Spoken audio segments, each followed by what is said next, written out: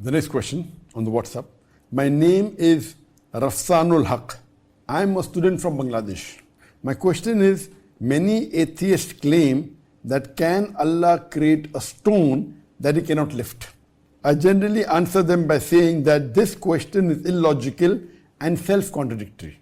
But they say that Allah is transcendent and he is not bound by any contradictions. Since he is not bound by any contradictions, so why he can't create a stone that he cannot lift? So how to answer this question? And this is a common question asked even in the times of when I was in school, that can God create anything and everything? And we say yes. Can God destroy anything and everything? And we say yes. So can God create a stone which he cannot destroy? And you're stuck. If you say yes also you're wrong. If you say no also you're wrong. And similar question, can God create anything and everything? We say yes.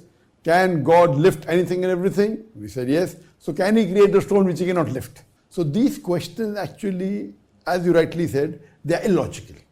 Because, for example, if I say that there is a tall short man, it doesn't have any meaning.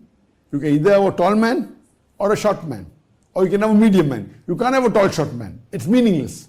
For example, if I say that there's a fat thin man, you either have a fat man or a thin man. You can't have a fat thin man because it's meaningless. So similarly, Allah subhanahu wa ta'ala only does godly things. He does not do ungodly things like creating a stone which he cannot lift. Like Allah subhanahu wa ta'ala, he does not lie, because to lie is against the concept of Allah subhanahu wa ta'ala. Allah says in the Quran, he is never unjust. Allah subhanahu wa ta'ala cannot do injustice. Allah says in Surah Nisa chapter 4 verse number 40, he is never unjust in the least degree. Furthermore, Allah says that Allah subhanahu wa ta'ala never forgets. Allah says in Surah Taha, chapter number 20, verse number 52, Allah never forgets. So Allah cannot forget.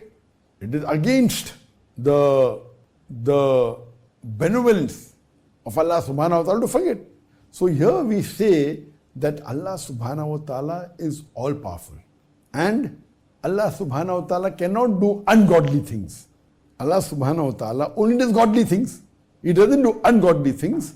Hope that answers this question.